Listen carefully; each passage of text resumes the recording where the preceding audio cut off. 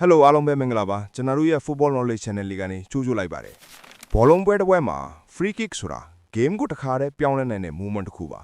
ဒါပေမဲ့တချို့ကစားသမားတွေအတွက်တော့ free kick က chance မဟုတ်ပဲ almost guaranteed goal တစ်ခုလိုတောင်ဖြစ်နေတတ်ပါတယ်ဒီနေ့ဗီဒီယိုမှာတော့ free kick master တယောက်ဖြစ်တဲ့ Lionel Messi ရဲ့ skill နဲ့သူ free kick တွေဘယ်လောက်ထိကြောက်စရာကောင်းလဲဆိုတာကိုပြောပြပေးသွားမှာပါ Messi ရဲ့ free kick style က power မဟုတ်ပဲprecision နဲ့ technique ကိုအခြေခံထားတာပါ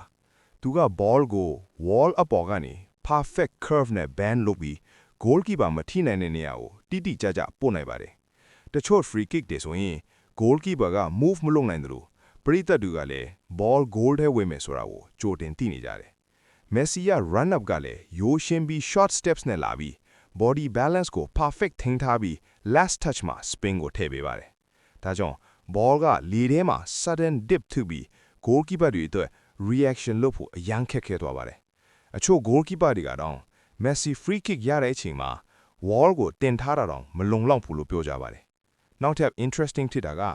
Messi က distance မရွေးပဲ short range ကနေ long range ထိ free kick goal သွင်းနိုင်ပါတယ်ဒါကြောင့် defender တွေက box အနားမှာ foul လုပ်ရမှာကိုတော့ကြောက်နေကြပါတယ် Messi ရဲ့ free kick ability ကို football legends တွေလည်းအလွန်ချီးကျူးထားကြပါတယ် Gianluigi Buffon က Messi free kick ရတဲ့အချိန်မှာ wall ကအတားအဆီးမဟုတ်တော့ဘူးလို့ပြောခဲ့ပါတယ် Fetcher ချက်ကလည်း Messi ရဲ့ free kick ကို predict လုပ်ဖို့မခက်နိုင်ဘူးလို့ပြောခဲ့ပါတယ်နောက်ပြီး Luis Enrique ကတော့သူ free kick က penalty လိုမဲလို့ပြောခဲ့ပါတယ်ဒီလို comments တွေကြောင့် Messi ရဲ့ free kick skill ကဘယ်လောက်ထိ dangerous ဖြစ်လဲဆိုတာကိုမြင်နိုင်ပါတယ်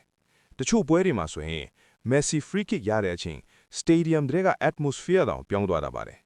fans တွေက silence ဖြစ်သွားပြီး goal ထင်မယ်လို့စောင့်ကြည့်နေကြပါတယ်ဒါက Messi ရဲ့ ability က psychological pressure တောင်ဖြစ်စေနိုင်တယ်ဆိုတာပါ football မှာ free kick specialist တွေများပေမဲ့ Messi လို consistency နဲ့ accuracy ရှိတဲ့သူကတော့အလွန်ရှားပါပါတယ်ဒါကြောင့် Messi ကို football history ထဲကအကောင်းဆုံး free kick တေကာတွေထဲကတယောက်အဖြစ်သတ်မှတ်ကြပါတယ် football knowledge video တွေထပ်ကြည့်ချင်ရင် follow နဲ့ subscribe လုပ်ထားဖို့မမေ့ပါနဲ့